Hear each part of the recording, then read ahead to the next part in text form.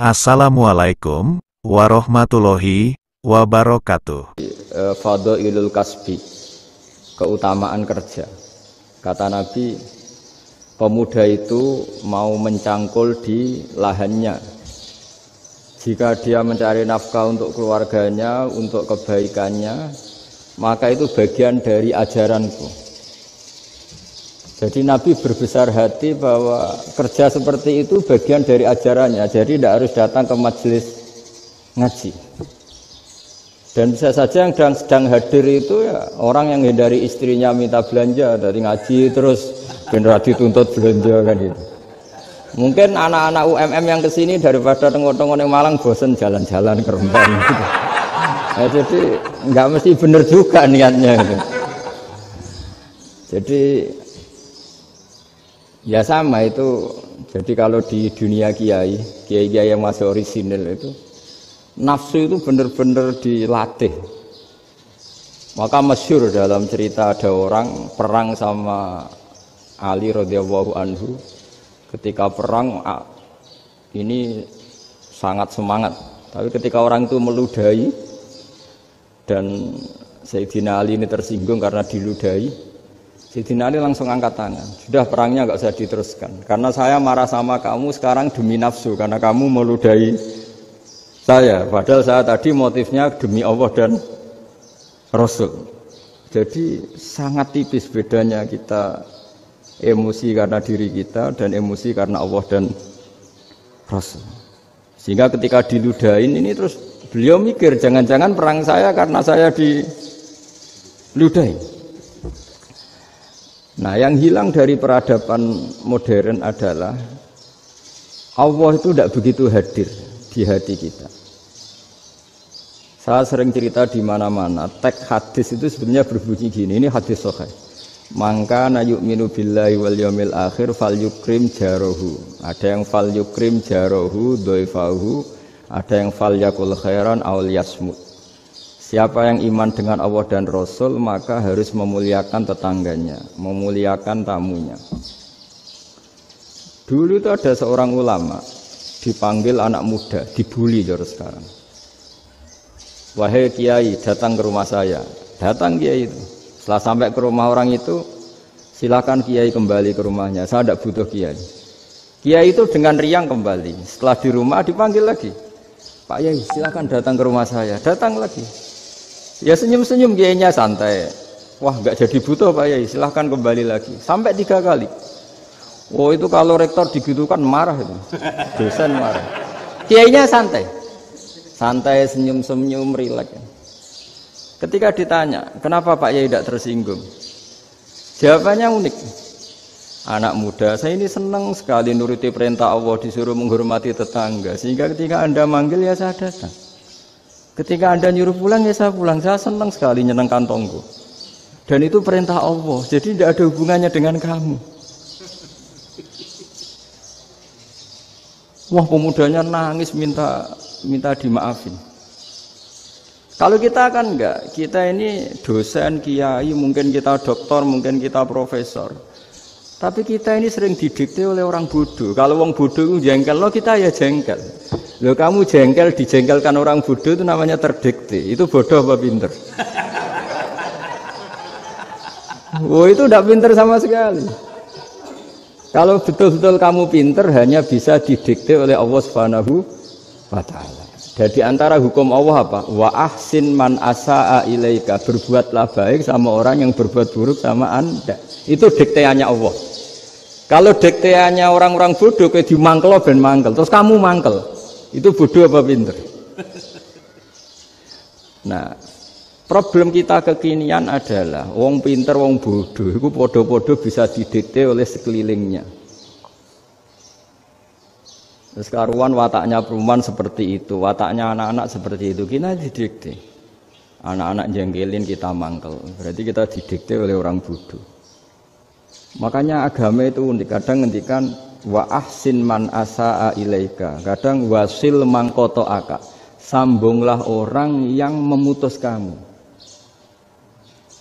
Karena dengan demikian kita hanya didikte oleh Allah Subhanahu wa Ta'ala, bukan didikte oleh hukum sosial.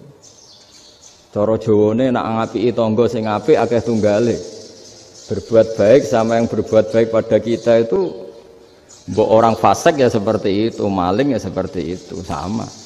Tapi kalau berbuat baik sama orang yang berbuat jelek sama kamu itu baru luar biasa. Dan memang teksnya hadis wa ahsin man asaa ilaika. Berbuat baiklah sama orang yang berbuat buruk sama kamu. Jadi enggak boleh orang didikte. Makanya ngaji di sini diantaranya saya akan cerita dalam sebuah hadis sahih, dalam hadis hasan yang diriwayatkan Imam Tirmizi ada kalimat dari Rasulullah sallallahu alaihi wasallam, dawe Nabi, la takunu imma'atan taquluna in ahsanan nasu ahsanna wa in zalamu zalamna walakin watti'u anfusakum in ahsanan nasu an tuhsinu wa in asa'u alla tazlimu. Kamu jangan jadi orang yang mudah diombang-ambingkan oleh orang sekeliling kamu. Yaitu kamu mengatakan jika orang baik ke saya akan baik, jika orang buruk ke saya juga akan membalas buruk. Itu namanya Anda didikte.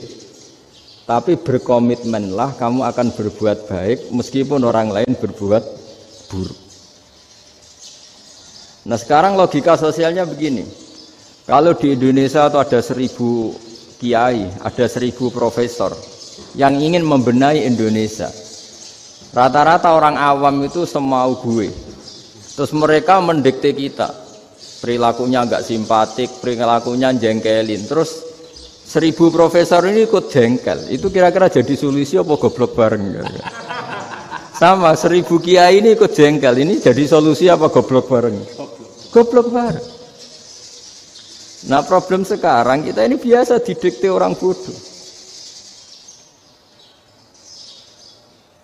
Nah makanya ciri khas orang muslim itu kata Nabi mangkana yu'minu billahi wal yaumil akhir. Jadi baik tetangga karena perintahnya Allah dan Rasul. Pentingnya apa? Bedanya karena berbuat baik ini perintahnya Allah, mbok tangga apik lah kita tetap apik karena perintahnya Allah dan Rasul. Begitu juga dengan hubungan dengan istri, dengan anak. Mbok bojomu lagi cerewet lah ya tetap apik. Karena dengan cara itu kita hanya tunduk kepada Allah dan Rasul. Tapi kalau kamu istri saya kalau baik ya saya baik, kalau enggak ya enggak. Berarti Anda didikte oleh perilakunya dia. Itu latihan ya kalau dalam bahasa pondok latihan jadi wali itu yang paling berat itu. Nabi itu kalau sama orang munafik itu sabarnya Masya Allah. Padahal Nabi berso kalau orang itu orang munafik. Karena dengan cara seperti itu, bahwa kebaikan Nabi pada seseorang itu atas perintahnya Allah dan Rasul, bukan atas nama servis. Kalau Nabi hanya baik kepada Abu Bakar, itu mungkin orang bilang, wis adune wong Abu Bakar baik sama Nabi. Tapi kalau Nabi baik sama orang munafik, Abdullah bin Ubay bin Salul, itu kalau enggak perintahnya Allah dan Rasul itu enggak bisa. Nah ini cobalah berlatih seperti itu, sehingga kita tidak mudah didikte. Ya saya ulang lagi, enggak mudah apa? Didikte. Maka di antara kebaikan Allah dan Rasul adalah bahkan orang zalim saja diberi jatah rahmat. Makanya tadi seperti mukadimah yang dibaca Pak Haris tadi, agama ini rahmatan lil alamin. Orang yang zalim saja dapat jatah apa? Rahmat, apalagi yang soleh. Nah kemudian yang perlu dicatat, kenapa kita menjadi enjoy dengan Islam? Islam itu adalah agama yang tidak didikte oleh materi. Jadi kalau Anda ingin makan enak, mungkin kalau pikiran kebanyakan orang, anak-anak muda yang milenial, yang gaul, ingin makan enak ya makan yang disukai. Misalnya sate atau bakso Malang atau apa. Kalau orang-orang yang jadi wali enggak gitu cara berpikir. Ini yang masih orisinil. Ditanya, ini dunia baru kesulitan makanan, baru resesi. Cara makan enak gimana? Jawabannya lucu. Ya gampang, idamuhu alju. Idam itu lauk. Kalau kamu ingin makan lauknya paling enak apa? Alju. Kamu harus lapar banget. Sampai kalau puasa itu melihat tempe itu wah luar biasa. Tapi kalau kamu nggak puasa, air putih itu nggak menantang. Tapi kalau puasa, tempe air putih itu menarik dan Anda tetap lahap. Apa? Karena lauk terbaik adalah alju, yaitu lapar. Nah tapi kita ini enggak, kita ini kayak orang bodoh. Kayak orang bodoh tadi. profesornya makan nyaman ya kalau sesuai selera. Nah itu kan sama dengan anak-anak ABG. Anak ABG itu makan lahap ya kalau yang disukai. Lalu bedanya apa ABG sama profesor kalau cara berpikir masih sama kan itu. Kiainya juga gitu. Kiai makan enak kalau yang disukai, kalau enggak ada. Lalu bedanya apa kiai sama orang awam? Orang awam juga gitu, makan lahap ya kalau yang disukai. Nah ternyata perilaku kita ini yang pinter sama yang bodoh sama Mas. Kalau kamu ingin berkasta lebih baik, itu cara makan enak itu apa? Idamuhu al-ju'. Lauk terbaik adalah karena kita sangat lapar. Makanya masyhur dalam cerita-cerita tarikh sirah nabawiyah. Nabi diberi hadiah, beberapa hadiah. Di antaranya ada yang diterima, ada yang enggak. Termasuk yang dikembalikan itu dokter. Ada seorang raja memberi hadiah Nabi dokter Tobit. Itu sama Nabi dikembalikan. Karena dokter ini sudah lama kumpul Nabi itu nggak pernah sakit. Akhirnya dokter ini putus asa, ini nggak perlu diobatin. Ketika ditanya, kenapa ya Rasulullah engkau tidak pernah sakit? Karena kita ini kaum, kita ini komunitas masyarakat yang tidak akan makan kecuali lapar, dan kalau sudah makan berhenti sebelum kenyang. Jadi sederhana sekali pengobatan zaman Nabi. Sebagian besar penyakit itu pasti disebabkan kita ceroboh dalam hal makan. Sudah ngerti kalau durian masalah, kalau makan durian enggak kehitung gitu lah. Apalagi kalau gratisan itu tambah banyak gitu. Pola tidur juga gitu kata Nabi, dan kita tidak tidur kalau tidak sangat ngantuk. Nah itu namanya orang-orang soleh yang sudah ada didikte materi. Kalau yang didikte materi kan bisa tidur nyenyak kalau kasurnya enak, AC gini-gini. Sebenarnya enggak, tidur enak itu ya kalau sangat ngantuk. Mbok di gudang, mbok di bis, kalau sangat ngantuk ya semuanya ya enak. Sama, mbok lapar, mbok hanya tempe, tapi kalau sangat lapar itu ya enak. Nah ini ilmu yang mulai hilang, ilmu-ilmu yang mulai hilang. Nah, cara ibadah juga gitu. Kita ini kan, saya ini punya bapak kiai, mbah kiai, punya guru yang sangat alim ya seorang kiai Memun. Itu dulu kita pengkaji ilmu, itu tidak pernah tahu bedanya NU dan Muhammadiyah. Karena dulu Mbah Darwis itu, Kiai Dahlan itu, dulu ngajinya bersama Mbah Hashim ketika di Indonesia yang ngaji Mbah Soleh Darat. Mbah Soleh Darat itu dulu ngajinya sama buyut saya ke-6, namanya Mbah Soleh Asnawi di Kudus. Mbah Soleh Darat itu dulu alim-alimnya orang Jawa ya Mbah Soleh Darat, Soleh bin Umar. Tempatnya di Semarang, tapi beliau itu sebenarnya orang Jepara yang dekat Kudus. Setelah di Mekah, Mbah Hashim ini mondoknya ya, mulazimnya ke Syekh Mahfud Termas. Tapi sesekali ke Syekh Khotib Minangkabau. Nah yang Mbah Ahmad Dahlan lebih sering ke Syekh Khotib Minangkabau, sesekali ke Mbah Mahfud. Singkat cerita, karena Syekh Khotib Minangkabau sudah modern ya, terlibat organisasi dunia. Pas itu beliau pengagum Muhammad Abduh, pengagum Rasid Ridho. Sehingga bawaannya Mbah Dahlan itu lebih pergerakan karena beliau lebih ngidolakan Syekh Khotib. Nah Syekh Khotib sendiri sebenarnya orang Minangkabau. Jadi beliau namanya Muhammad saja sebenarnya. Jadi menantunya orang Arab. Oh itu dicibir mertuanya ini karena punya mantu orang Jawa, orang ndak Arab. Singkat cerita terus si mertuanya bilang gini, kamu jangan pernah bilang kalau orang Arab itu mansa kanal Arab, orang yang bertempat di Arab. Walakin mantakallama bi arabiyyin fasihin, tapi orang bisa ngomong Arab secara fasih. Singkat cerita, kalau kamu tidak percaya, nanti suatu saat menantu saya kalau Jumatan, tidak usah kamu kasih tahu, langsung suruh jadi khotib. Nggak usah kamu kasih tahu, sarannya tidak usah kamu kasih tahu. Kalau sekarang kan enggak. Kalau dosen mau jadi khotib kan mengumpulkan materi dulu. Lucunya di antara materinya itu dari TV. Makanya jadi ribet kan khutbah sekarang.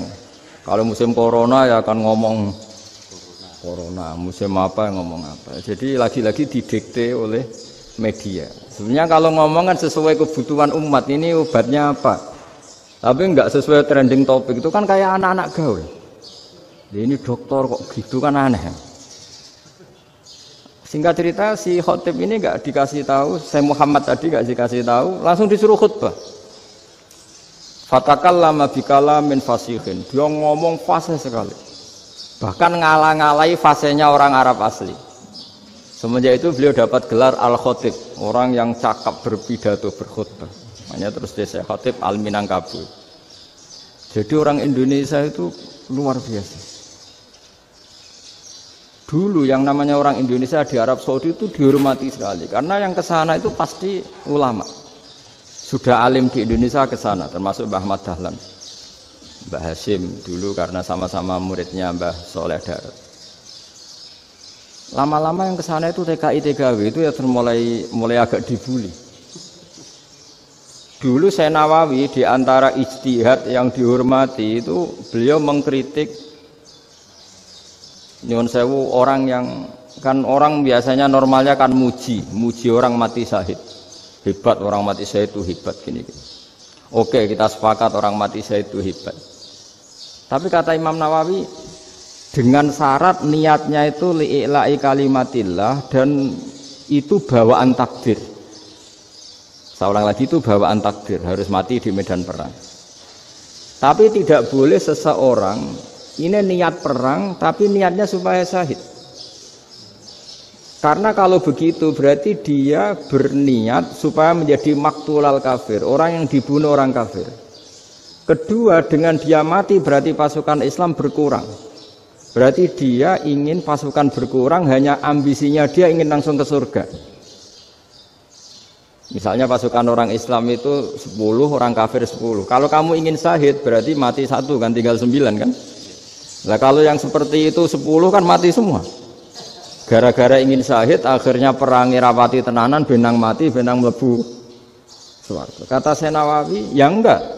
Kalau kamu perang sama orang kafir ya niat menang. Dengan niat menang ini kamu ingin li'ila'i kalimatillah. Tapi kalau kamu ingin syahid berarti kamu menuruti keinginan nafsu kamu nang cepat masuk surga. Itu orang Arab kagumnya bukan main. Karena di mana-mana orang itu dinilai dari niatnya. Paham ini ya? Tapi perang loh ya, dalam kondisi perang, bukan teroris. Perang itu artinya orang kafir yang ingin bunuh kita, itu perang namanya apa? Perang. Dulu orang cerita syahid itu hanya pokoknya syahid itu hebat, pokoknya syahid itu hebat. Syahid di medan perang itu hebat, pokoknya syahid di medan perang hebat. Tapi ketika Nawawi memberi penjelasan ilmiah, jika kamu perang ingin cepat mati, ingin cepat syahid, artinya ini untuk pemenuhan diri kamu, karena kamu bayangkan langsung masuk surga. Kamu lupa bahwa dengan kamu dibunuh, kekuatan Islam berkurang. Akhirnya beliau memberi penjelasan, syahid itu bagus, itu sebagai takdir. Hanya takdir itu kita perang yang ingin menang, tapi takdirnya mati. Jangan dibalik. Oleh perang rapati tenanan benang mati nang mlebu. Itu yang pertama, termasuk ulama yang pertama memberi penjelasan itu Syekh Nawawi. Akhirnya melahirkan kekaguman yang luar biasa dengan tafsir Munirnya itu. Terus beliau itu orang yang rileks kalau menjelaskan ilmu. Ini ya juga guru-gurunya Mbah Hasyim, Mbah Guru sama Mbah Hasyim sama Mbah Ahmad Dahlan Syekh Nawawi itu. Jadi dulu yang alim di Arab itu ada Syekh Nawawi, ada Syekh Khotib Minangkabau, ada Syekh Bakir Jogja, ada Syekh Mahfud Termas. Itu orang Indonesia banyak sekali yang alim. Bahkan diantaranya yang dikagumi Al-Azhar itu juga orang Indonesia, nama Syekh Abdul Manan, itu mbahnya Syekh Mahfud Termas. Itu pertama ada duta besar Indonesia di Mesir, itu termasuk barokahnya Mbak Abdul Manan tadi, itu juga orang Indonesia. Jadi pemahaman ulama Indonesia itu khas, termasuk ketika memaknai apa? Syahid. Ketika memaknai apa? Syahid. Itu unik. Ketika Senawawi diuji dulu itu yang namanya ulama diuji dulu oleh 100 ulama. Jadi dulu ya ada kompetisi. Imam Bukhari diakui jadi ahli hadis itu diuji oleh mi'atu muhaddisin, 100 orang ahli hadis. Sanad dibolak-balik, matanya dibolak-balik, tapi beliau tetap bisa mengembalikan proporsi sanad itu. Senawawi pernah diuji gini. Ayul afdol al ulama awis salatin. Keren mana ulama sama raja atau sama orang-orang kaya, sama penguasa? Ya keren ulama. Terus dibully sama orang. Tapi setahu saya banyak ulama yang antri di rumahnya raja. Tapi saya tidak tahu melihat raja antri di rumahnya ulama. Kan kebanyakan kan mungkin ustadz atau kiai yang antri ngajukan proposal kan enggak. Nah, kalau raja kan enggak pati itu, malah enggak usah antri. Kiainya sudah nyambut sebelum datang. Jawabannya lucu Senawawi itu, dan yang tanya itu langsung diem. Ya karena ulama itu tahu fungsinya uang, sehingga cara nyari sampai seperti itu.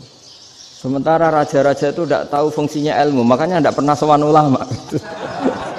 Sehingga jadi ya dianggap enteng saja.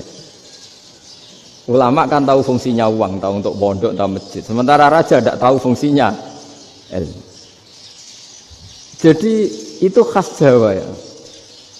Khas Jawa, khas Indonesia. Apa-apa yang menurut orang banyak dengan tanda kutip itu buruk atau baik, itu orang Jawa menafsirkan tuh gampang saja.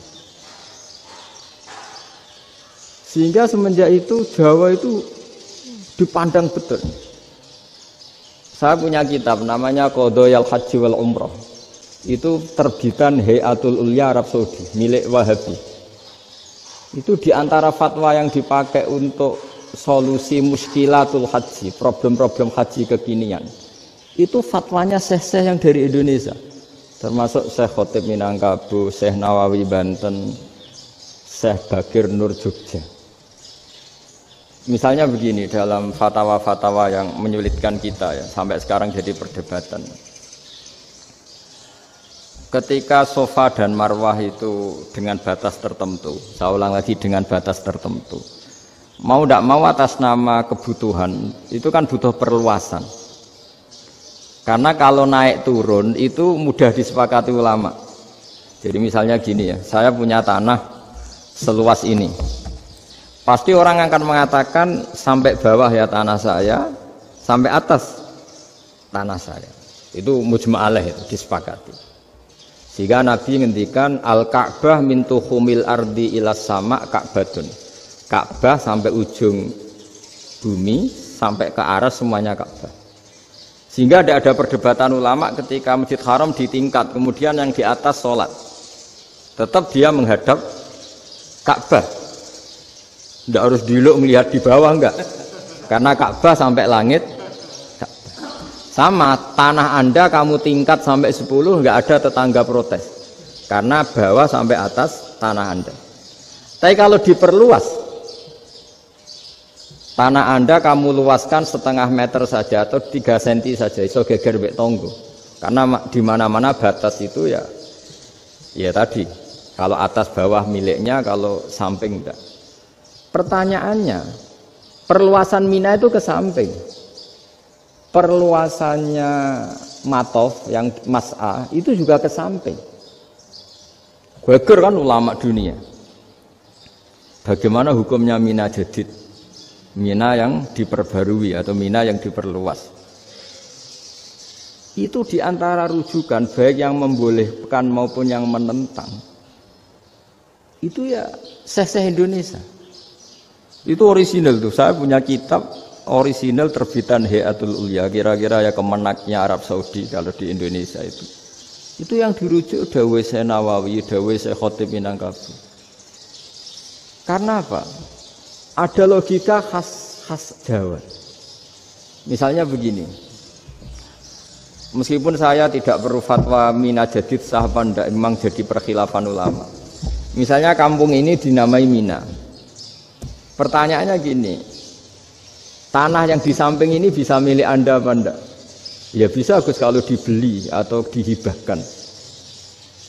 Berarti tanah di samping Anda menjadi milik Anda karena ada proses pengambil alian lewat beli maupun hibah. Nah masalahnya ini negara itu berhak menganeksasi atau memasukkan ini sebagai mina. Itu ulama Jawa kalau ditanya alasannya apa? Fa innal muttasila bis-sy' hukmu dzalika sy'. Karena yang gantet, yang mutasil itu bisa dihukumi seperti sesuatu itu. Jadi kalau ini mina, ya yang gantet mina ini ya bisa dikatakan mina. Beda dengan membuat mina malang mina, wah itu tidak bisa, tidak mutasil kan? Itu enteng sekali ulama Jawa. Satu ya tentu karena kebutuhan, tapi asal masih al-muttasilu bihi, yang masih tanah yang masih mutasil dengan. Nah, ketika perluasan mas'ah antara sofa dan marwah kan misalnya ini batas luasnya sofa, ini batas luasnya marwah. Lalu atas nama kebutuhan, sofa marwah itu sampai sini. Sampai agak meluas ke sini. Itu geger Arab Saudi. Wah, ini gimana? Padahal tawaf itu harus antara gunung Sofa dan gunung Marwah. Sa'i itu ya. Tapi kalau istilah Quran memang tawaf sama-sama. Makanya apa? Inna Sofa al-Marwata min sya'airillah faman hajjal baita wa i'tamara fala junaha alaihi ayyat tawafati. Nah, jadi kalau istilah sa'i di Quran itu masih tawaf.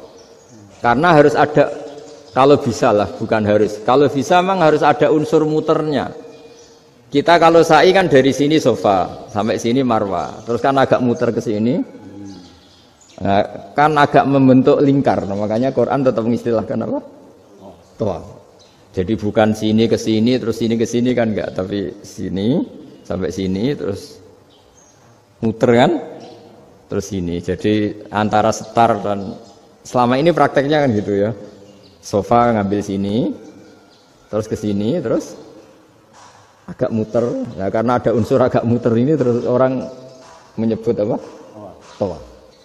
Tapi itu bukan syarat sah, ini cerita ideal. Saya ulang lagi ya. Gunung Sofa itu puncaknya atau pucuknya kalau dalam bahasa Jawa itu ya hanya segini, ini sampai sini.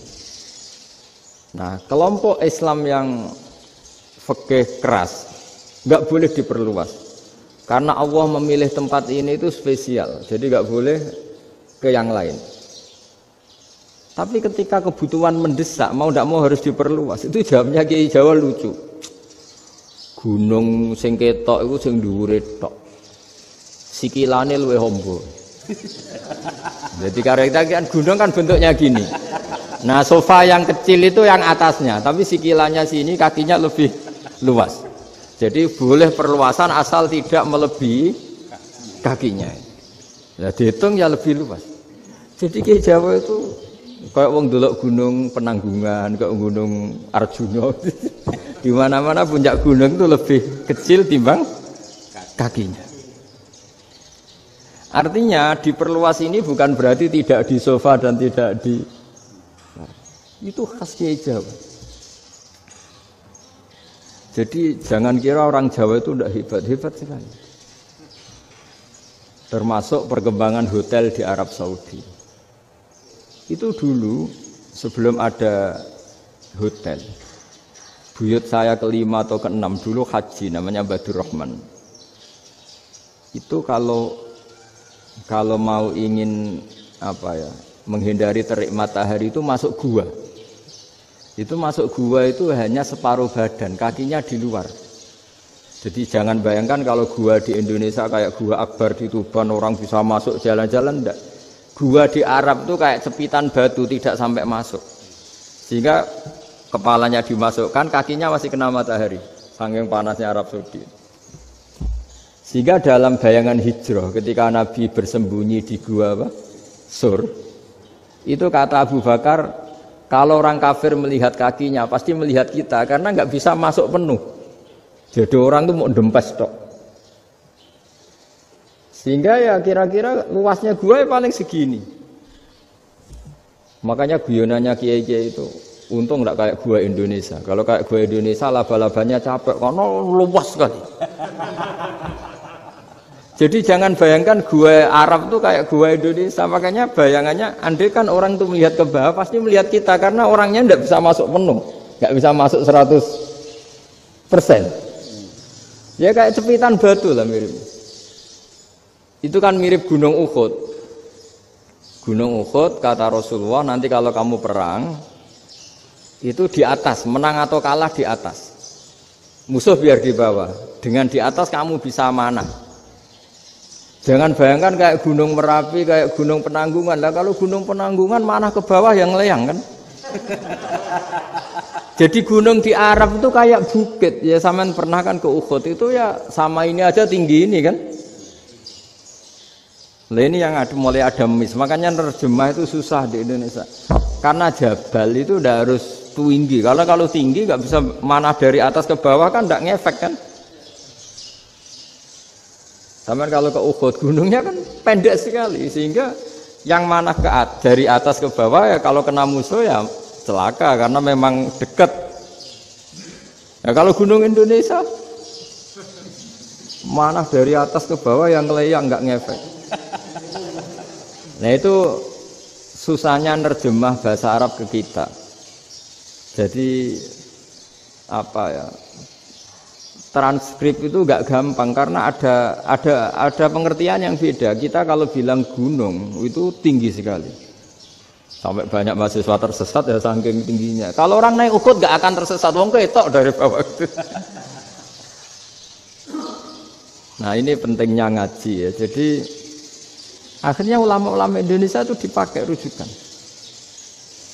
Jadi mulai Mbah Hasyim, Mbah Ahmad Dahlan sampai era buyut-buyut itu masih orang alim.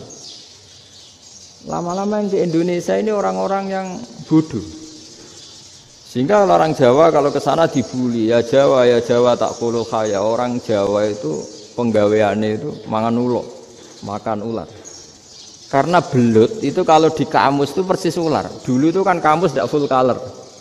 Gara-gara gak full color, gambar belut sama ular itu sama. Belut itu belut sama ular kalau nggak full color gambarnya sama apa enggak? Sama. Terus orang Jawa itu kan masih banyak yang makan bajing itu apa? Ketupai. Bajing kalau digambar tidak full color sama dengan tikus. Gambar yang tidak warna. Hitam putih. Sehingga kita ini dibully pemakan tikus dan pemakan ular. Karena belut itu persis ular kalau digambar yang tidak full color. Sampai datang Syekhona Khalil, datang ulama. Ngarang kitab ya judulnya Al-Belut. Karena enggak terima bangsanya dinyak makan apa? Ular. Terus dikarang.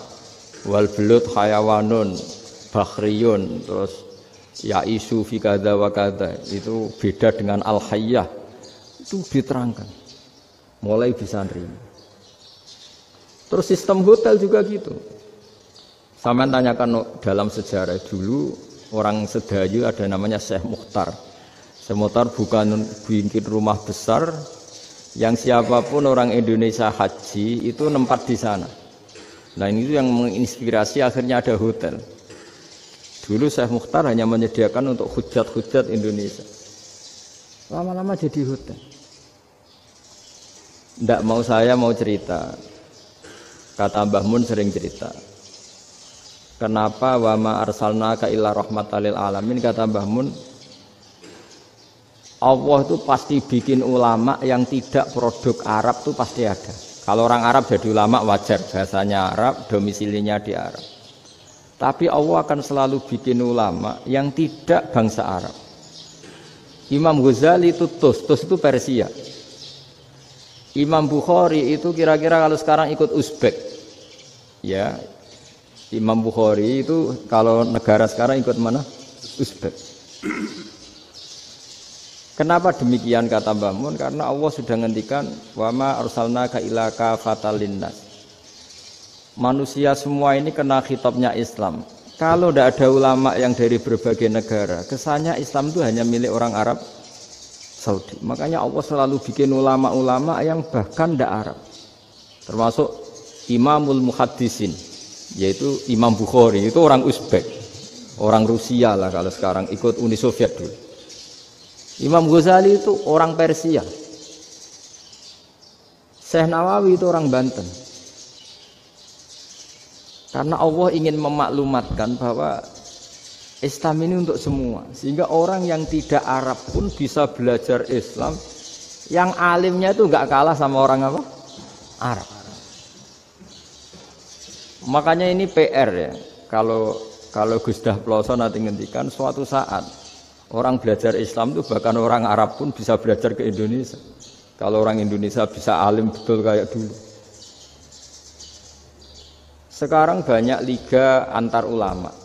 Itu orang Indonesia pasti masuk. Ulama-ulama top dunia. Itu pasti orang Indonesia banyak yang masuk. Karena tadi ketika orang Indonesia baca kitab, itu orang Arab itu kagum. Kok bisa ada bahasanya baca secara benar? Bukan sekedar bisa baca secara benar. Karena memang dilatih sedemikian rupa di pondok-pondok. Makanya kita semua lah, yang alim di Indonesia itu kemana-mana ya pasti alim. Dulu putra Mbah Mun namanya Gus Yofur itu tahun pertama ya sudah the best di tahun pertama. Kalau tahun pertama the best-nya ilmunya bawaan dari sarang, dari keluarganya. Gus Naji mondok di Sayyid Muhammad tahun pertama sudah dipuji sebagai yang teralim karena ya sanggup. Kalau dipujinya tahun ketiga, tahun keempat kan mungkin dapat dari sana. Ini tahun pertama. Saya ulang lagi tahun pertama. Karena pengajaran di Indonesia itu luar biasa di pondok-pondok ini. Makanya kalau dalam anekdot pondok itu cerita-cerita lucu itu. Ada orang Jakarta ngaji, setelah di kelas itu pelengahan terus. Melihat jendela, lihat pintu terus. Lama-lama gurunya marah. Kamu diajarin kok ndak punya sopan, melihat pintu terus gak memperhatikan guru. Anak Betawinya jamnya lucu. Habis Pak Guru bohong. Kenapa ya? Kamu Pak Guru bilang Ja'a Zaidun, Zaid datang. Tak lihat gak ada yang datang. Nah itu contoh nasab kan ro'a itu Zaidan. Saya melihat Zaid, saya gak melihat Zaid. Contoh ketiga yang jer kan maror tu Zaidin. Saya berjalan ketemu Zaid. Pak Guru diam di situ nggak jalan-jalan. Jadi saking detailnya Indonesia dia diajari. Kalau rofa Ja'a Zaidun. Kalau nasab ro'a itu Zaidan. Kalau jer maror tu Zaidin. Nah si murid Betawi ini karena pertama sekolah ngiranya gurunya itu cerita Zaid datang. Makanya dia ngelihat pintu terus. Mana katanya datang kok tidak datang-datang. Nah, dengan latihan seperti itu, kemungkinan orang Indonesia salah itu kecil karena memang dilatih betul. Saya ulang lagi karena memang dilatih betul. Sehingga ketika orang Indonesia ini yang cerita seorang wartawan, ini kisah nyata. Kalau ini tidak anekdot, kisah nyata. Ada wartawan internasional ngeliput Ramlah itu di Gaza, di Palestina. Wartawan Indonesia ini hanya bisa bahasa Inggris. Dijak ngomong bahasa Arab. Terus dia bilang saya tidak bisa. Saya tidak bisa, saya bisanya ngomong Inggris. Tapi apa yang terjadi setelah sholat, si Indonesia ini jadi imam pakai sholat jariyah lagi. Baca bismillah benar, bismillahi jer karena mudhof ilaih. Terus ketika iktidal ya benar, Rabbana lakal hamdu mil'us samawati wa mil'ul ardi benar. Ketika tahiyat ya benar, at-tahiyatul mubarakatuh sholawat. Sama orang Arab ini diambungi. Orang Arab kalau senang orang itu dicium. Kamu tawaduk, sebenarnya kamu tuh ahli bahasa Arab. Karena orang Indonesia sekali sholat itu nggak ada yang salah. Meskipun benarnya karena hafalan, tapi bagi yang ahli nahwu itu hebat. Misalnya kita kalau ngapalkan kan bismillahi, bismi jer karena ba, Allahi jer karena mudhof ilaih, ar-rahmani jer karena sifat, ar-rahimi karena sifat, alhamdu rofa karena mubtada, lillahi jer karena ada huruf jer li, robbi jer karena sifat. Sebetulnya tidak karena pinter, tapi karena hafalan. Tapi orang Indonesia hebatnya itu benar terus. Rabbana lakal hamdu. Ya kan, alhamdu rofa. Terus mil'us samawati ya rofa karena sifat. Sehingga terus orang Indonesia kalau sholat di Timur Tengah itu dipuji. Karena makhrajnya ya benar, rofa nasabnya juga benar. Nah, itu di negara lain tidak ada enggak Indonesia. Orang Cina itu sering bikin marah orang-orang Arab karena kalau dongo itu enggak fasih kayak orang Indonesia. Orang Indonesia kalau dongo ya Allahumma tahhir qalbi. Orang Cina ini yang jadi guyon di Arab. Allahumma tahhir qalbi gitu. Itu kan bedanya aja loh. Itu orang Arab pertama membiarin. Lama-lama kalbun entak gitu. Maksudnya asu-asumu gitu. Karena dia bilangnya qaf itu kaf. Jadi ka Allahumma do Allah tahhir. Kula aturi nyucekno panjenengan kalbi ing asu ingsun kan. Tapi kalau qalbi itu ati ingsun, tapi kalau kalbi anjing ingsun. Bedanya qaf sama kaf. Ana arah-arah ya kalbun entak. Asu-asumu. Maksudnya kan. Tapi padahal orang Cina itu bareng dilihat teksnya ya pakai qaf. Orang Indonesia enggak, mulai kecil dilatih sak fase-fase. Sampai ya sulit betul latihan Fatihah itu. Kalau di Kudus malah sampai 3 bulan Fatihah. Sampai at-tahiyyatu kurang bersih. At-tahiyyat sampai gitu. Sampai ada cerita itu orang dipanggil maftuhin itu enggak melengak, harus maftuhin. Baru melengak. Tapi barokahnya itu orang Indonesia kalau dongo memang benar-benar Allahumma tahhir qalbi. Ya Allah sucikan hati kami, bukan tahhir kalbi. Karena sekali jadi kaf itu maknanya anjing saya. Ya Allah sucikan anjing. Jadi ini orang Indonesia. Jadi kata Mbah Mun, dawe Mbah Mun, illa kafatal linnas, bahwa agama ini milik semuanya. Itu diantara bukti Allah menghendaki atau mendesain Islam seperti ini. Orang yang belajar di Indonesia itu pengetahuannya Islam, pengetahuannya tentang Islam itu tidak kalah sama yang belajar di Al-Azhar, sama yang belajar di Arab Saudi. Makanya ini PR-nya UMM, PR-nya IAIN, PR-nya UIN. Bisa enggak sealim mereka dalam bahasa Arab? Nak bahasa Arabnya man anta, ana zaidun. Jangan sampai, karena kita di sana ini kadung dibully. Orang Arab tuh kalau bully kita, sampai tak kasih cerita. Itu ngawurnya Masya Allah. Kata dia, ada anak orang Indonesia haji. Si anaknya orang Indonesia yang dijotos sama anaknya orang Arab. Dijotos, dipukul. Singkat cerita terus si orang Indonesia enggak terima, anaknya yang orang Arab dipukul. Yang balas bapaknya. Orang Arab tanya, 5 ada dorobta ibni, kenapa kamu mukul anak saya? Itu orang Indonesia bahasanya, wah aku biasa. Jadi hanya bilang gitu. Artinya anak saya dihada ya maka tak ada. Bahasa Arabnya gitu. Anak saya dipukul maka saya balas mukul. Itu orang Arab mantuk-mantuk oh gitu. Paham? Suatu saat ada orang Indonesia itu sama orang Arab itu dilus-lus itu ya digini-giniin. Karena dia latihan bahasa Indonesia, latihan bahasa Arabnya itu masih mufrodat. Jadi kalau ngartikan yadun itu tangan, saro itu jalan. Jadi kalau jalan ya saro-saro. Roksun itu kepala. Ana itu ingsun. Jadi karena dia nggak ngerti penggunaannya. Itu bahasa Arabnya itu yadun anta. Jadi bukan yaduka tapi yadun anta. Berarti tangan kamu. Saro-saro itu jalan-jalan.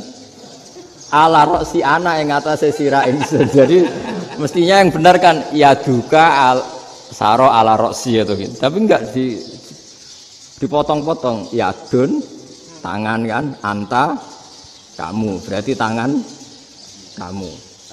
Saro-saro jalan-jalan. Roksun itu sirah, anak insun. Jadi di atas kepala saya. Orang Arab tertawa-tawa. Tapi paham. Maksudnya seperti itu. Jadi kita ini dibully di Arab itu Masya Allah.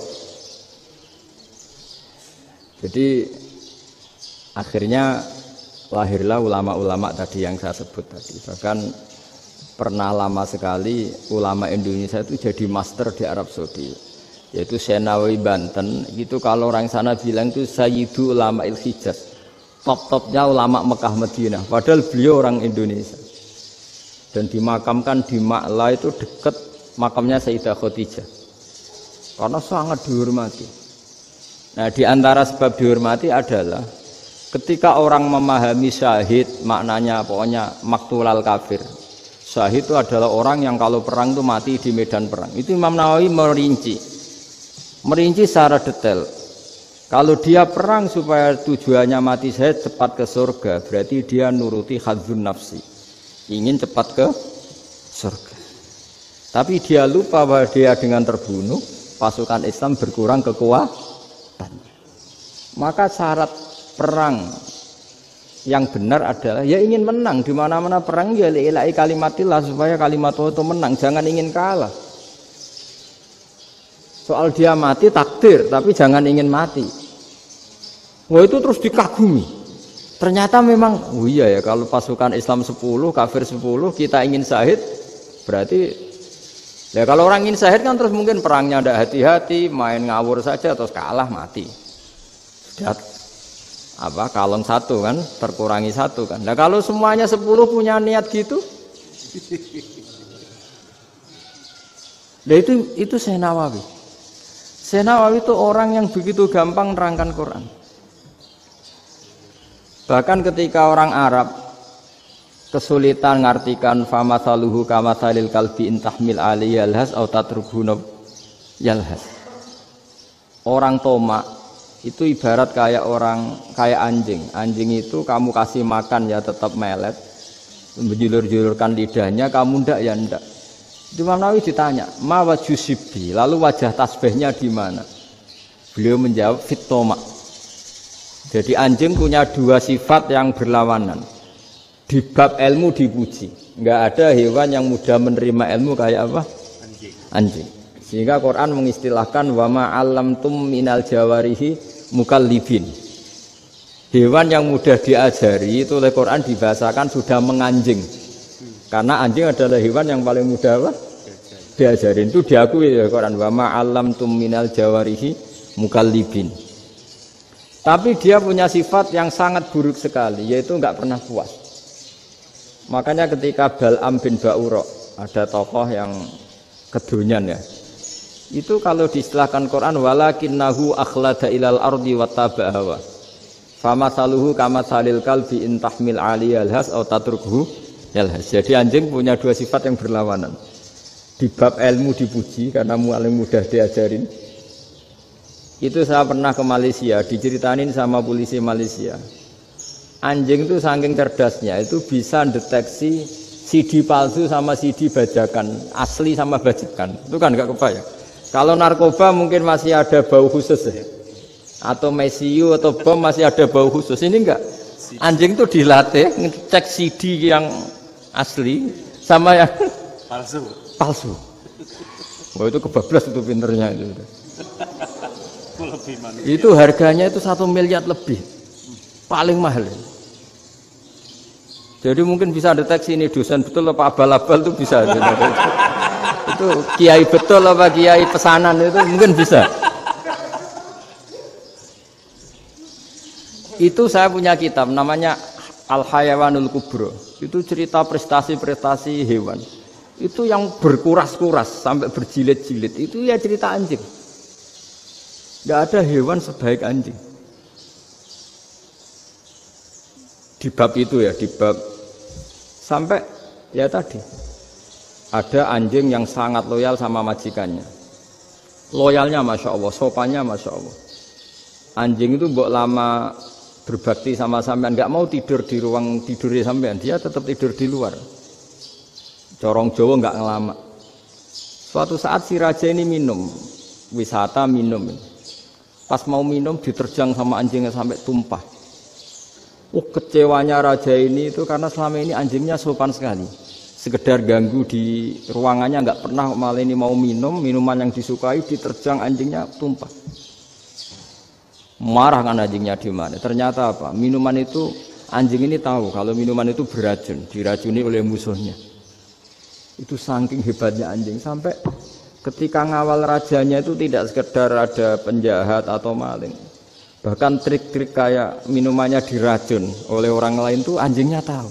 Sehingga pas mau diminum diterjang sampai terus supaya enggak keminum.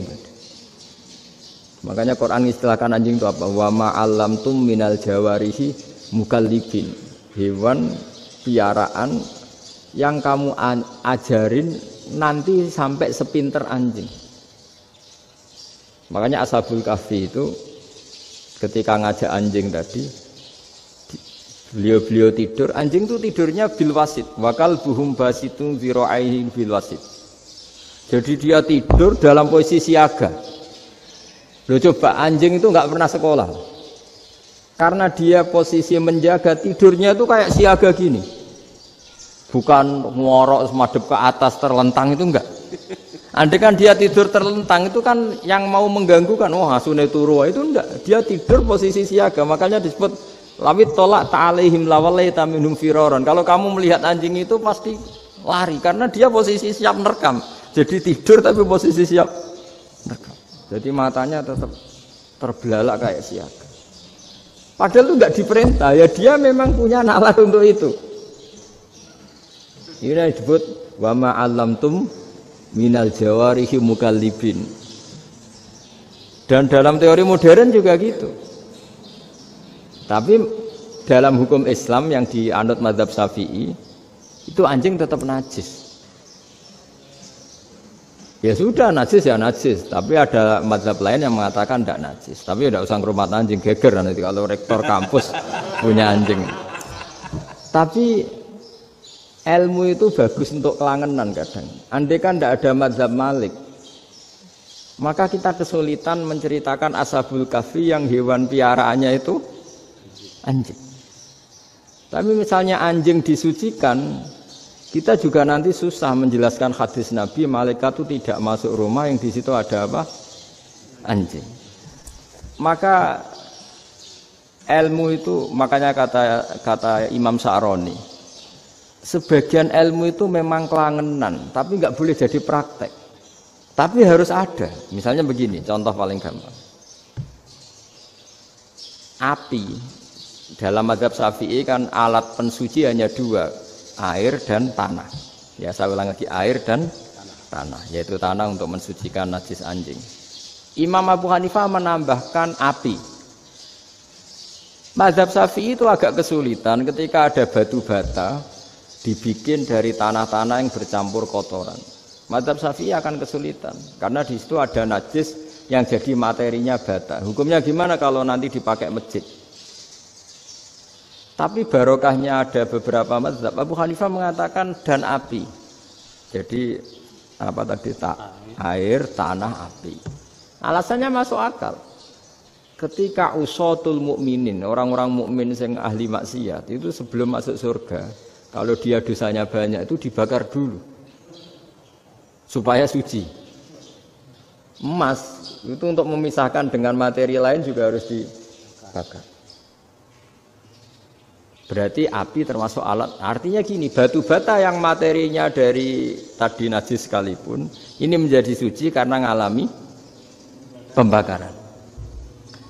Tapi kata Imam Sa'roni, ilmu ini hanya sebagai ilmu. Jangan sampai kalau kamu mau wudu gak ada air terus membakar diri lah, ini ribet kan.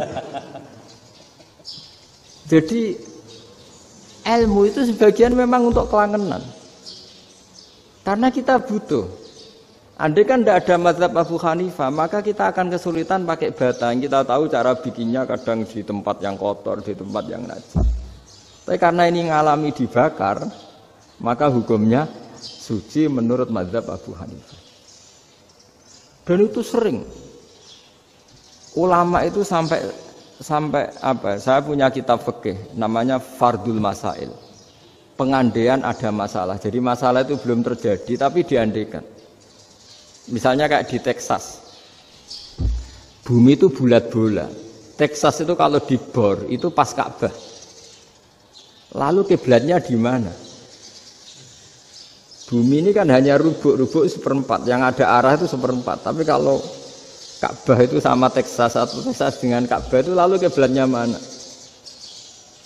Wong sudah bebas arah. Maka ilmu mengatakan mara'ahu muslimuna hasanan fawa indahu hasanun. Kamu jangan nuruti ilmu hakikat tapi nuruti mindset. Kalau mainstreamnya orang banyak seperti itu, mindsetnya orang sana misalnya Ka'bah sana ya ikut sana. Tapi ini tidak mewakili hakikat karena kalau yang 380 derajat itu kan terus ribet. Makanya ini kesulitan di bab-bab fikih. Ya saya ulang lagi kesulitan di bab-bab fikih. Makanya fikih itu selalu bicara misalnya gini, ada orang sholat. Saya ulang lagi. Setelah salam pertama dia kentut, itu sholatnya batal apa enggak? Itu ulama berdebat.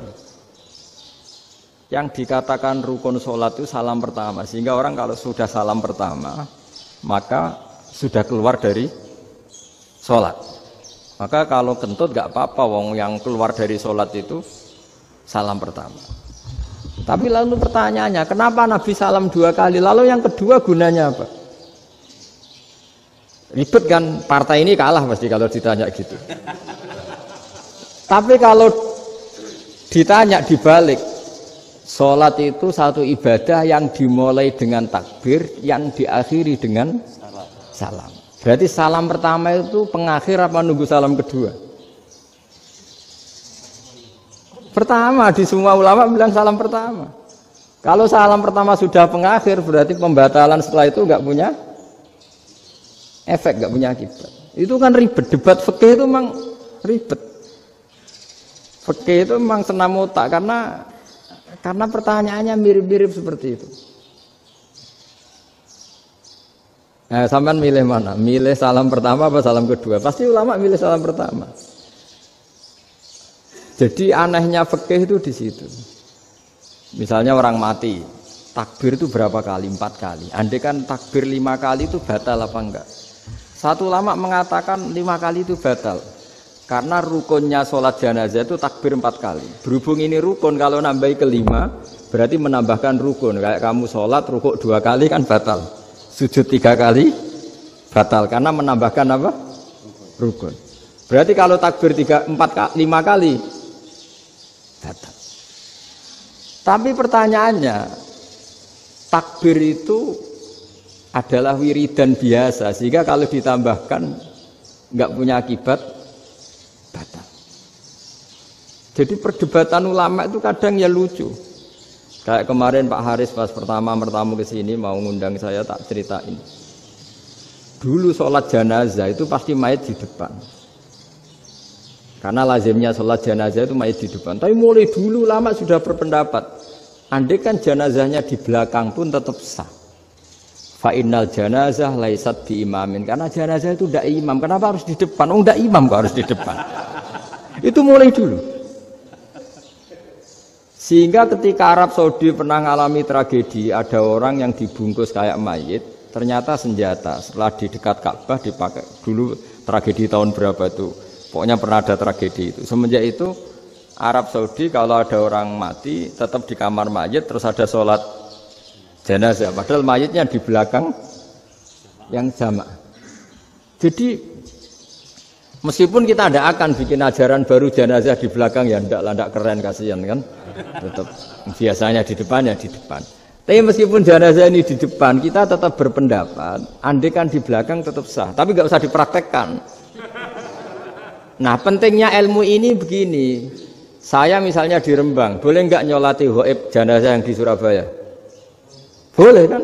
Padahal yang kita sholati di belakang. Jadi ilmu itu penting, cocok tidak cocok, nama ilmu itu penting. Terus ada gini lagi pertanyaan di fikih.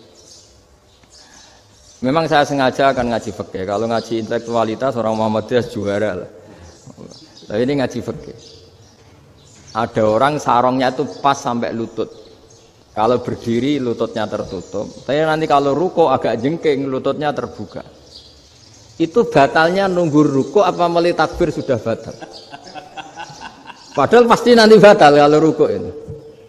Itu ada ulama yang mengatakan, ya batalnya nunggu ruko.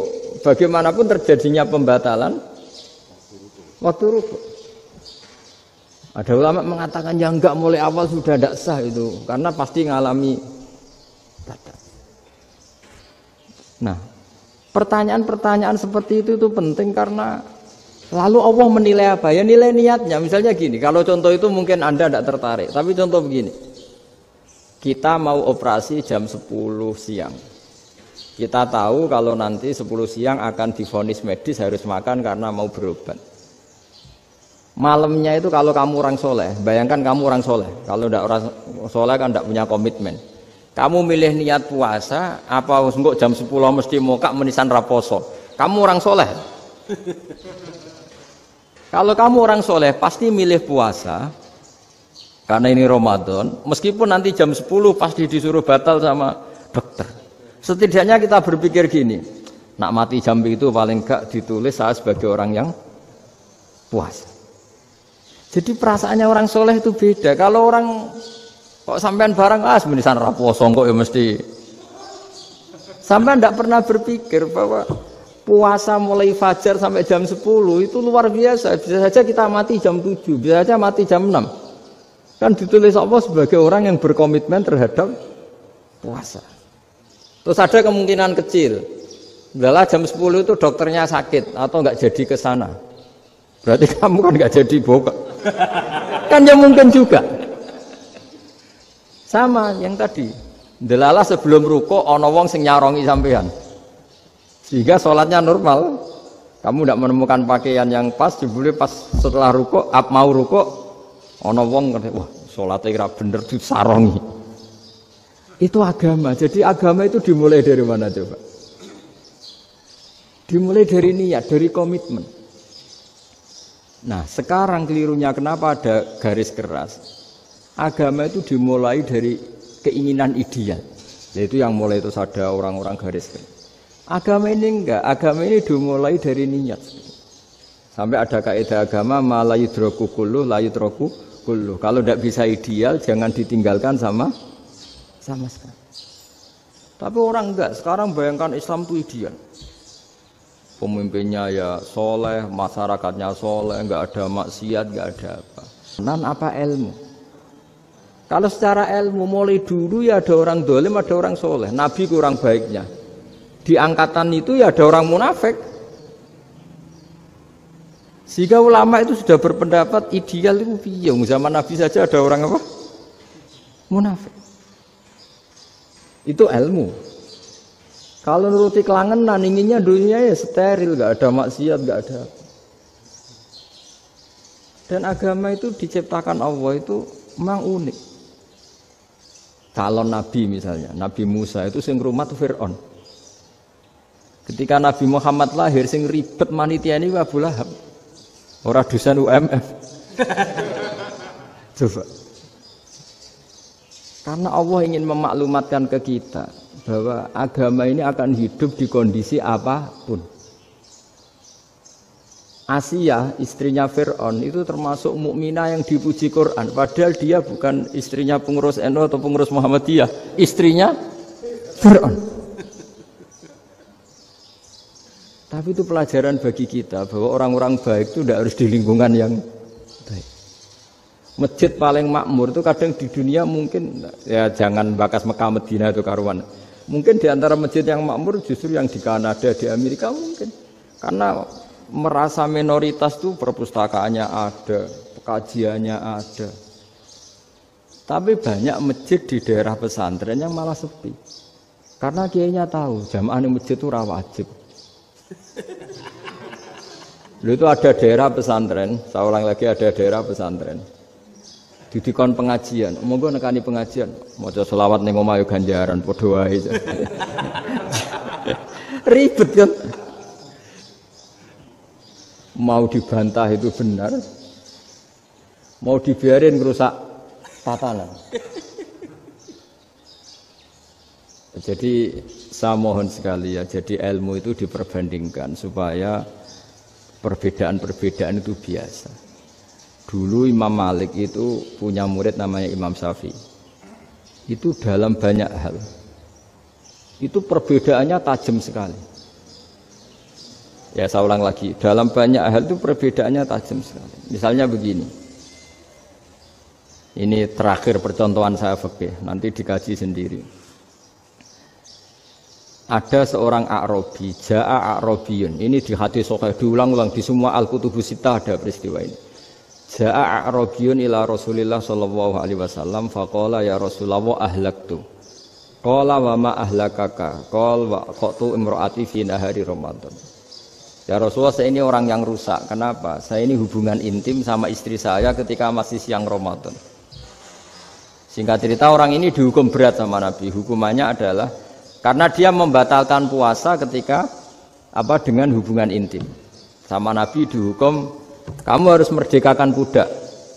Wah, tidak mampu ya Rasulullah, saya tidak punya budak. Jadi ini bukti bahwa agama ini sangat sosial, sehingga sebagian kafaroh harus memerdekakan budak. Kamu kalau gitu puasa 2 bulan.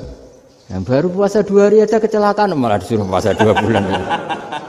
Ya sudah, kamu ngasih makan 60 orang miskin. Saya ini orang paling miskin. Jadi sudah miskin, agak hiper lah orang itu. Poso-poso kok gitu. Itu kata ulama, kalau orang Jawa gak mungkin, makanannya tempe mendoan gak mungkin. Itu. Di Jawa itu gak mungkin lah, ada orang batal puasa karena hubungan intim. Ada istrinya gak cantik, cerewet, sang lanang mangane mendoan. Itu tidak mungkin, kecelakaan itu tidak mungkin. Tidak mungkin itu. Tapi kalau Arab mungkin, karena makanannya daging. Singkat cerita, terus pertanyaannya gini. Kalau batal biasa itu kan bayarnya puasa 1 hari. Kalau batal, tapi kalau batal pakai hubungan intim, pakai jima kalau dalam bahasa fikih, itu kafarohnya berat, yaitu merdekakan budak atau puasa 2 bulan berturut-turut. Pertanyaannya gini, jima istri itu boleh loh tidak zina. Seorang jima istri itu boleh loh tidak zina. Itu kan hukumannya berat.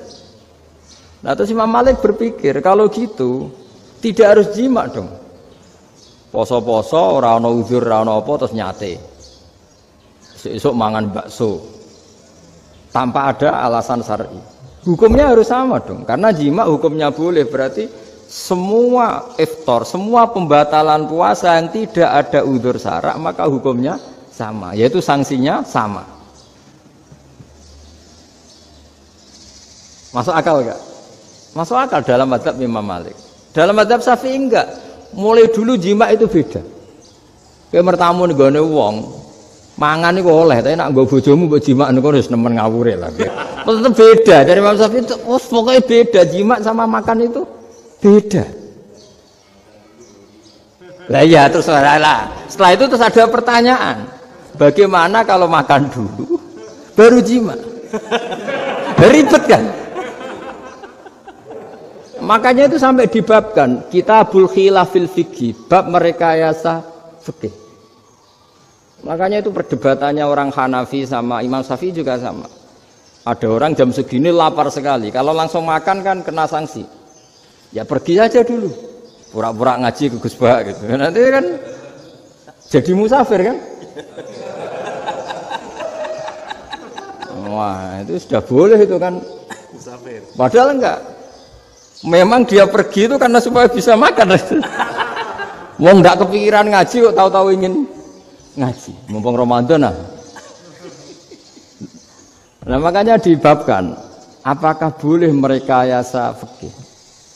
Tapi fikih bisa apa coba? Dengan status kamu musafir, ya memang boleh iftar, boleh berbuka. Lah itu terjadi terus perdebatan ulama menyangkut fikih. Karena memang masalah furu'iyah. Sehingga termasuk perdebatan kita dalam perilaku. Misalnya adat orang NU kalau habis salam itu menghadap ke kiblat karena arah terbaik itu kiblat. Tapi sebagian orang Muhammadiyah atau mungkin semuanya menghadap ke makmum. Itu memang teks hadisnya itu kita yang meneliti hadis itu semua syarah itu berdebat. Nabi memuji kiblat itu arah terbaik, oke. Tapi di bab itu Nabi itu aqbala alaina, menghadap ke kita. Lalu pertanyaannya, kenapa menghadap ke kita? Ada mengatakan karena Nabi memang punya tradisi kadang ngendikan. Ya tentu dulu istilahnya tidak kultum, nggak ada istilah itu dulu. 7 menit itu nggak ada. Tapi ada ulama yang analisis begini, termasuk kitab Fathul Bari. Nabi itu tokoh sentral, taruh lagi Nabi itu tokoh sentral. Ini kata kitab Fathul Bari, bukan kata saya. Nah, orang-orang yang imamu qaumi, orang-orang yang jadi imam di daerah masing-masing, tetap kalau sholat itu ikut Nabi. Ikut Nabi, setelah salam langsung pulang. Jadi sebetulnya salam langsung pulang itu ya ada sejarahnya, karena dia mau jadi imam di daerahnya. Nah, tidak kebayang kalau Nabi itu madhep kiblat. Kalau Nabi madhep kiblat, orang yang masbuk yang barusan datang pasti langsung usolli misalnya fardhul isya'i misalnya. Terus makmum Nabi, padahal Nabi sholatnya sudah selesai. Jadi intinya gini kata Fathul Bari, imam setelah salam itu harus bikin gerakan atau omongan atau apa saja yang menunjukkan kalau sholatnya selesai. Di antara gerakan itu adalah beliau harus menghadap ke hadirin atau menghadap ke utara atau apa saja yang penting menunjukkan kalau sholat ini sudah selesai. Itu fikih. Jadi fikih itu cara menganalisis itu memang unik. Karena kalau Nabi tetap seperti itu, posisi pancet seperti itu, maka orang yang baru datang mengira Nabi masih sholat. Nah, pertanyaannya kalau mereka sudah takbir, malah sholatnya tidak sah. Kenapa tidak sah? Menggantungkan sholat atau mengikatkan sholatnya dengan orang yang sudah tidak sholat. Jadi menjadikan orang yang nggak sholat sebagai imamnya kan nggak boleh.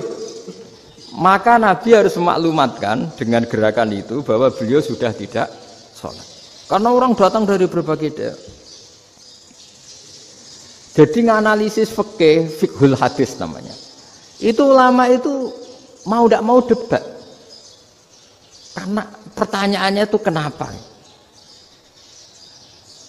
Ya memang mau apa? Karena yang namanya sosial itu yahtamilu muhtamilatin, ada sekian kemungkinan. Makanya dalam madzhab istimbat itu, ketika Nabi sedekah pakai tamer, pakai kurma, itu ulama mesti ngitungnya tuh kut. Kut itu makanan pokok. Sehingga Imam Syafi'i mengatakan kalau di Indonesia pakai beras misalnya, karena kutil balad di Indonesia itu beras. Oke, Imam Syafi'i mainstream. Tapi ketika era Yusuf Qaradawi di Al-Azhar di Mesir sana, ulama-ulama mulai usil. Saya masih ingat Mbah Mun sering gojlokan, lah iya, petani gabah, petani padi, wis melarat wajib zakat. Petani cengkeh, kakao, sugih-sugih ra wajib zakat hanya karena yang ditanam tidak kut, tidak makanan pokok. Jadi mulai ada ulama mulai gerah lah, kalau bahasa politiknya mulai gerah. Yang petani miskin gara-gara yang ditanam padi wajib zakat. Yang orang-orang di sana misalnya di Sulawesi karena tanamannya kakao atau cengkeh tidak wajib zakat karena bentuknya tidak kut, tidak makanan pokok. Geger kan di Al-Azhar geger. Akhirnya hampir semua ulama berpendapat ya sudah sekarang ketika Nabi menzakati kut, makanan pokok, itu jangan dihitung sebagai makanan pokok. Wa mimma akhrsna lakum minal ard. Apa saja, ma itu apa saja. Makanya kata Yusuf Qaradawi, ma itu apa saja. Makanya semua tanaman yang menghasilkan uang itu wajib zakat. Nah, masalahnya kitab-kitab Syafi'iyah itu sudah mamlu'ah, sudah penuh dengan penjelasan misalnya fala zakata fil khadrawat, maka enggak perlu zakat untuk kayak kangkung, semangka dan sebagainya. Nah, lalu kiai-kiai angkatan modern kayak Mbah Mun itu sering dapat masukan. Saya pernah dengar sendiri, Yai, Saya ini punya sawah 1 hektar, tak tanamin padi, itu nggak pernah kaya saya. Sekarang tak tanamin kangkung malah saya kaya, karena tiap 3 hari panen tak kirim ke Jakarta. Itu orang Indramayu yang tanya. Jadi gak tanam padi gak pernah kaya, tanam kangkung kaya. Nah, karena dia orang soleh, kalau zakat boten. Mau diwajibkan zakat tidak makanan pokok, mau tidak wajib dia kaya. Semenjak itu perubahan di Indonesia ikut. Akhirnya ada zakat. Pokoknya asal tanaman yang 1 nisab ya wajib zakat. Masih ada debat lagi. Ketika nanam ingin dipanen, itu dia petani apa pedagang? Karena nanti perdebatannya ikutnya zakat zuruk, zakat tanaman apa zakat pedagang. Kalau sampean nggak pernah debat berarti sebenarnya Anda tidak dosen Islam ini. Dosen nggak pernah diskusi fikih apa Islam. Karena saya berkali-kali punya tamu itu begini, Gus saya ini pedagang melon. Tapi dia penanam melon. Jadi pedagang yang agak ingin badi banyak itu caranya gini Pak Rektor. Saya misalnya pedagang melon. Daripada saya kulak di pasar atau dari petani sudah mahal. Nyewa tanah sekian hektar terus ditanami melon. Setelah berhasil, ini dia zakatnya tanaman apa zakat pedagang?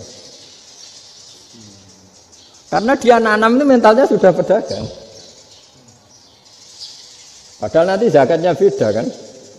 Yang 1 2,5%, yang 1 rubul usur sama nisul usur sama usur. 1/10 sama 1/20. Kalau zakatnya zuruk kan 1/10 atau 1/20. Yang 1 rubul usur, kira-kira 2,5. Saya ulang lagi ya. Jadi di era modern itu kita jadi bingung, pedagang tapi gayanya petani, petani tapi hakikatnya.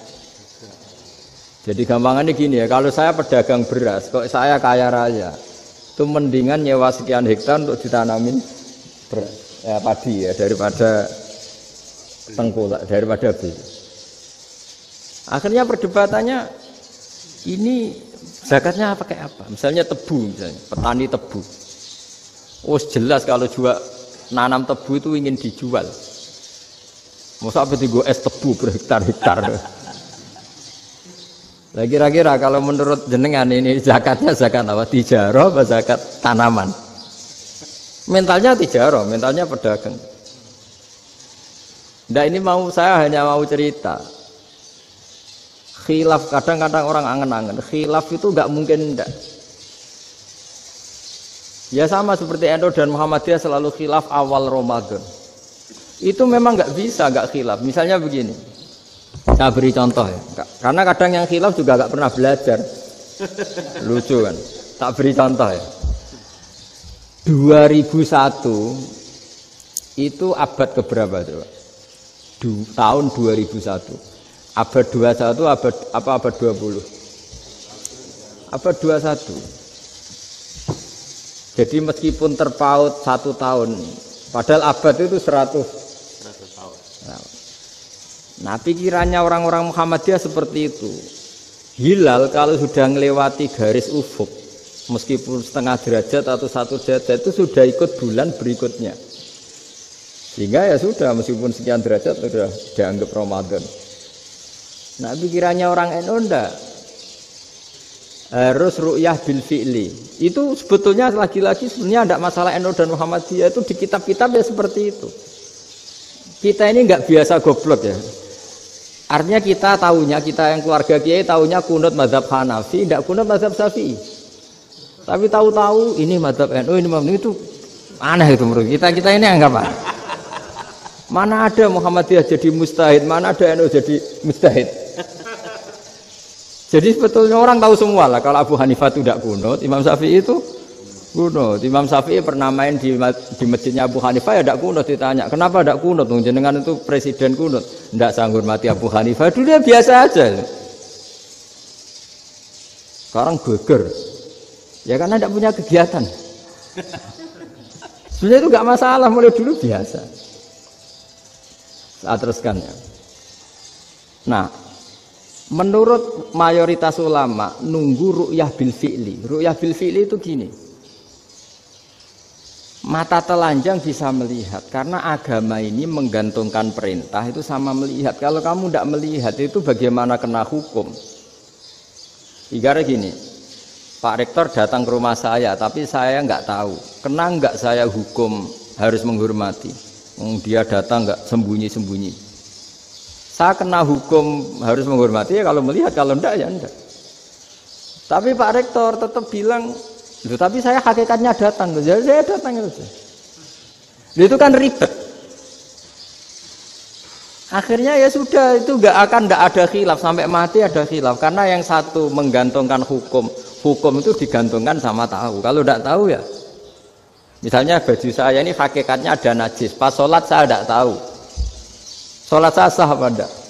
Sah. Karena hakikatnya, ya memang saya tidak tahu. Tapi hakikatnya ada najis apa enggak? Ada. Ya sudah, itu sama-sama masuk akal. Ada lagi khilaf yang senam muta.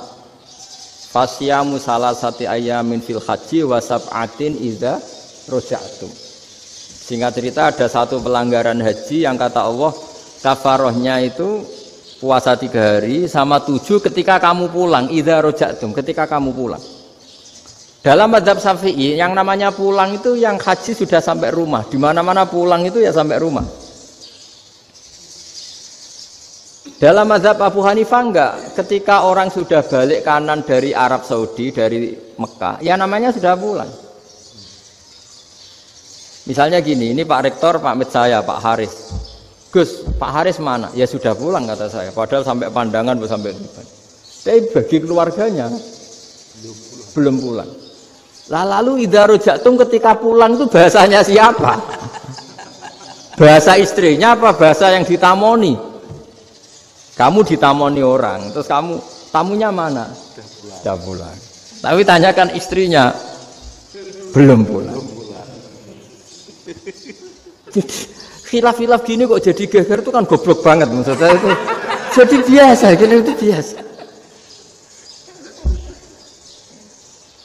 Jadi ya karena memang ini bukan masalah akidah, ini masalah furu'iyah, masalah fikih itu masalah furu'iyah. Mau tidak mau harus beda. Misalnya di sholat juga gitu. Wa ayyuku udin ko adal musolli sokat sholatu. Duduk dengan gaya apapun itu sholatnya sah. Sehingga sampean kalau haji atau umroh, orang Arab itu jenenge duduk ngenak awak di kursi. Duduk sopan ya hanya orang Indonesia. Kalau sholat itu masih duduk ala orang tahiyat. Kalau sampean di Mekah, duduknya pakai apa coba? Kursi ya. Oh enak sholat duduk. Karena memang takbirnya di fikih dengan duduk gaya apa saja sah. Makanya sengenak awak duduk di kursi. Ribet kan? Mau tidak disahkan itu namanya duduk. Mau disahkan masa iya sowan Allah kok duduk santai-santai gitu. Tapi mau apa? Ini fikih. Biasa ulang lagi ini fikih. Fikih itu ya sudah ini fikih.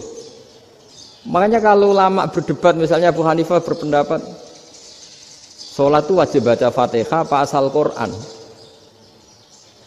Dalam mainstreamnya ya Fatihah karena la sholata liman lam yaqra bi Fatihatil kitab. Tapi cara Abu Hanifah enggak. Faqra'u ma tayassara minal Quran, bacalah apa saja yang mudah bagi kamu. Asal itu Quran. Sementing gak gending Jawa, gak nyanyi lah gitu. Ya sudah mau apa coba?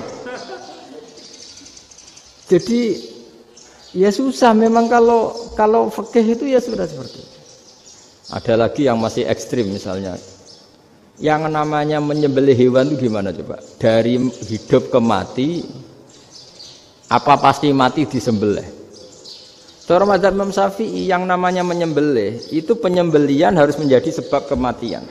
Itu yang sah. Seorang lagi penyembelian menjadi sebab kematian yang syar'i. Sehingga beliau mensyaratkan hewan yang disembelih ini masih punya hayatun mustaqirrah, punya kehidupan yang normal. Sehingga kalau nggak disembelih ya hidup.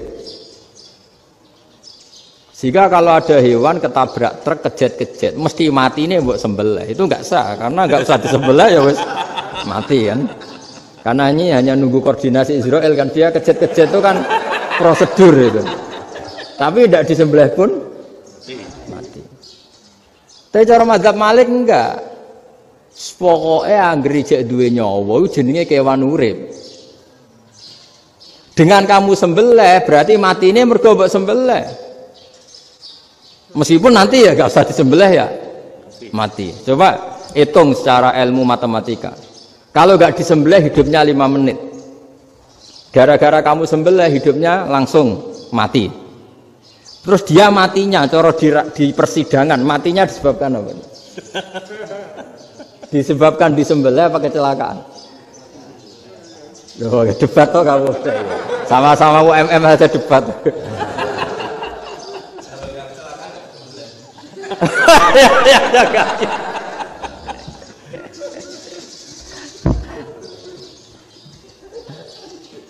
Loh, saya pernah Mas ngalami nyata itu. Saya jalan-jalan sama anak saya pakai motor. Sampai di jalan raya gitu ada ayam jago ketabrak mobil, kejet-kejet. Orangnya tanya, "Gus, ini halal tau ora?" "Wis kanggo kon halal." Suatu saat dia enggak terima kan, tanya, "Kenapa, Gus?" "Ya nak kiai ra pantes, mosok kewan mesti mati nek tak sembelih, nek ra kiai pantes." Karena aku tahu kamu tuh gak kiai, mesti motifnya itu mergo jago, jajal cilik gak mau tak kokno. Adekan ayam itu bayi kan gak ditanyakan. Kejet-kejet mati rak lah wong cilik wae. Tapi masalahnya ini kan jago. Eman itu. Tapi secara fikih pertanyaannya tadi. Hewan yang sudah tidak punya hayatun mustaqirrah, dia hanya punya al-hayat al-ittiroriyah, dia punya harokah ittiroriyah. Dia mati kejet-kejet memang prosedur mati harus seperti itu. Mbok kecelakaan kayak apa, kalau mati kan kejet-kejet dulu. Nah, ketika kejet-kejet ini pertanyaannya ini kan hidup apa mati namanya? Enggak, namanya hidup apa mati? Pas kejet-kejet itu. Hidup. Cara Imam Malik itu hidup. Ya sudah, kalau hidup disembelih ya halal. Karena misalnya nanti kalau nggak disembelih matinya kan 2 menit lagi. Gara-gara disembelih mati sekarang. Tetap penyebab kematian itu nyembelih. Penyembelian ini sebab kematian. Tapi kalau Imam Syafi'i enggak, cara berpikir wis nemen paling roh besok kaget langsung mati. Kalau gitu berarti kamu nyembelih barang mati. Jadi fikih itu kadang unik. Makanya ketika ngitung fikih itu unik ya. Orang keluar mani wajib apa? Mandi kan. Terus Imam Syafi'i ditanya, kenapa kalau orang kelahiran juga harus mandi? Namanya nifas. Fa innal walada waliyun munakidun. Ya, anak ya mani yang menggumpal. Bedanya apa anak dengan mani itu? Jadi fikih itu kadang lucu. Di rumah-rumah tenan juga lucu. Keluar mani wajib mandi. Berarti kalau keluar anak ya wajib mandi karena hakikatnya anak adalah mani yang mengkristal. Terus usia orang sudah didusan macam-macam itu kan hakikatnya mani. Itu fikih. Nah terus ditanya, kenapa kalau lahir langsung mati tidak wajib disolati? Ya jawabannya Mas Syafi'i lucu. Di mana-mana sholat itu nyolati mayit. Yang namanya mayit itu pernah hidup terus mati. Kalau itu tidak mayit ya sudah. Jadi kadang, nah iya kan disebut sholat mayit. Yang namanya mayit itu apa? Pernah hidup. Nah ini kan tidak pernah hidup. Maka ya sudah seperti itu. Jadi nggak khilaf itu tidak mungkin. Nah kalau qit'atul lahmin, kalau hanya potongan daging, mungkin wah itu tidak manusia karena qit'atul lahmin. Sekarang pertanyaannya, kalau sudah berbentuk manusia, meskipun tidak pernah hidup. Nah ini mulai perdebatan karena melihat tidak pernah hidup itu nggak memenuhi syarat. Tapi melihat ini sudah suratu adamiyin, bentuknya sudah. Nah kira-kira gitu perdebatan fikih. Makanya dulu awal mula zaman sahabat itu sudah debat. Masyhur kan Nabi ada kontingen ke Bani Quraidah. Ya kalau kira-kira saya minta Pak Rektor kamu jangan kalau ke Malang jangan sholat asar kecuali sampai Tuban. Sebelum Tuban ternyata matahari mau tenggelam. Terus Pak Rektor milih, wah sudah sholat di Bulu. Padahal belum Tuban. Padahal saya bilang jangan sholat asar kecuali di Tuban. Yang Pak Haris enggak, tetap sholat di Tuban meskipun matahari sudah tenggelam. Karena Nabi menyebut Tuban. Singkat cerita, zaman itu kan Bani Quraidah. La tusolliyanal asra illa fi Bani Quraidah. Kalian semua jangan sholat asar kecuali sampai Bani Quraidah. Ternyata di tengah perjalanan matahari sudah mau tenggelam, kira-kira kurang 2 menit atau 3 menit. Sahabat-sahabat, sudahlah kita sholat asar di sini. Kalau sampai sana pasti sudah tenggelam. Separuh sholat. Yang separuh enggak, kata Nabi harus di Bani Quraidah. Ya sudah nunggu di Bani Quraidah meskipun matahari sudah tenggelam. Sehingga kita dua kelompok ini matur, ya Rasulullah kita ngalami ini perdebatan gini-gini. Di semua riwayat di hadis-hadis sahih disebut falam yu'annif wahidan minhuma. Nabi tidak menyalahkan salah satunya atau enggak menyalahkan dua-duanya. Itu bahasa Indonesia juga ribet, yang benar gimana itu? Enggak menyalahkan salah satunya, apa enggak menyalahkan dua-duanya? Gimana bahasa benarnya? Salah satunya. Salah satunya itu dua-duanya. Iya. Enggak, kalau bahasa Indonesia tidak menyalahkan Kedua-duanya. Kedua-duanya apa salah satunya yang benar? Kedua-duanya. Kedua-duanya. Bahasa Indonesia itu ya kadang ruwet ya. Orang pinter kayak Pak Habibie itu namanya ya orang luar biasa. Nanti sekolahnya orang-orang idiot itu ya sekolahan luar biasa. Orang pinter banget bahasa Indonesianya ya luar biasa. Kalau sekolah untuk orang-orang yang idiot juga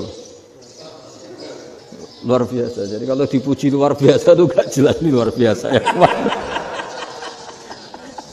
Gak jelas kadang bahasa kita ini kadang ya gak jelas. Nah itu gak menyalahkan dua-duanya apa salah satunya? Keduanya. Tidak menyalahkan kedua-duanya. Misalnya dibahasakan gak menyalahkan salah satunya, benar apa salah? Benar, benar, ya sudah benar semua. Jadi itu bukti bahwa ijtihad itu boleh. Saya ulang lagi, bukti bahwa ijtihad itu boleh. Padahal ini jelas, yang satu harus sholat asar, padahal matahari sudah tenggelam. Makanya di antara fikih unik itu begini. Saya ulang lagi fikih unik. Saya menyaksikan betul ketika ada orang tanya Mbah Mun saya ini Kopassus. Kadang latihan itu sampai waktu zuhur habis. Saya harus bagaimana? Jawabnya Mbah Mun itu unik. Sementing ngojo ngosor sholat. Engkau yojo niat jamak. Atok kodok katanya. Singkat cerita terus orang ini diskusi sama saya. Karena ini ya alim pernah mondok. Kenapa kosor tidak boleh? Karena kosor itu ekstrim, merubah bentuk sholat dari 4 menjadi 2. Maka alasannya harus jelas. Harus jelas itu orang yang latihan di Kopassus itu kan dia sudah berasrama di situ. Berarti dia sudah tidak musafir karena asramanya di situ, sudah mukim. Kalau dia kosor itu merubah bentuk sholat dari 4 menjadi 2. Merubah itu ekstrim. Tapi kalau dia qadha itu hanya mengakhirkan sholat dari waktunya. Kira-kira kalau kamu jadi malaikat ekstrim mana? Merubah sama menunda? Ekstrim merubah kan? Karena 4 menjadi 2. Terus ojo jamak takdim tapi jamak takhir. Itu juga penting. Bagi pengkaji fikih itu penting. Kalau jamak takhir itu salah-salah sidik ora pati popo. Kenapa? Kan mirip duhur kodok. Kalau jamak takhir kan, tapi kalau jamak takdim asar kok di waktu duhur, ekstrim mana? Perubahan takhir sama takdim itu ekstrim mana? Ekstrim takdim karena melakukan sesuatu belum waktunya. Belum waktunya. Jadi itu memang, ya memang tadi, kajian-kajian fikih itu memang unik.